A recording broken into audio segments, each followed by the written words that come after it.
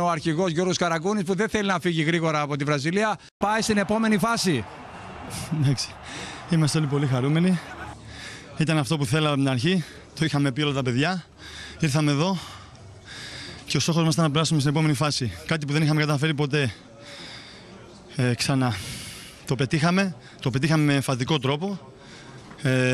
Ήμασταν η καλύτερη ομάδα μέσα στον αγωνιστικό χώρο και στα 90 λεπτά.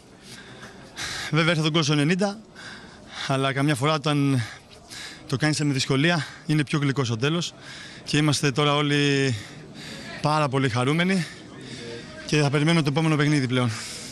Πώς έζησες τη μάχη αυτή, ήσουν στον πάγκο, πέρασε στο τέλος, πώς έζησες τα τελευταία δραματικά λεπτά και αν αυτή η ομάδα πραγματικά έχει μέταλλο και το δείχνει μέχρι και το τελευταίο δευτερόλεπτο. Ναι, σίγουρα. Είμαστε πολύ φιλόδοξοι, το έχουμε πει, το έχουμε δείξει. Στα τελευταία 10 λεπτά όλοι στον πάγκο θέλαμε να υπάρξει δικαιοσύνη, γιατί θα έπρεπε να είχαμε κάνει πιο νωρίς τον γκολ. Με μία φάση θα έλεγα ο αντίπαλος μας έβαλε τον γκολ το 1-1, δεν δικαιούταν ποτέ αυτή την ισοπαλία. Ευχαριστούμε με τη βοήθεια του Θεού βέβαια. Στο τέλος πήραμε αυτό που αξίζαμε, παλικαρίσια, και είμαστε χαρούμενοι που κάναμε όλους τους Έλληνες περήφανους και έχουμε ακόμα 5 μέρες, όπως είπαμε την άλλη φορά, για ακόμα μια μεγάλη επιτυχία. Δεν σε βλέπω να φεύγεις γρήγορα από τη Βραζιλία. Μακάρι να κάνουμε εδώ πολύ καιρό, το έχουμε πει αυτό.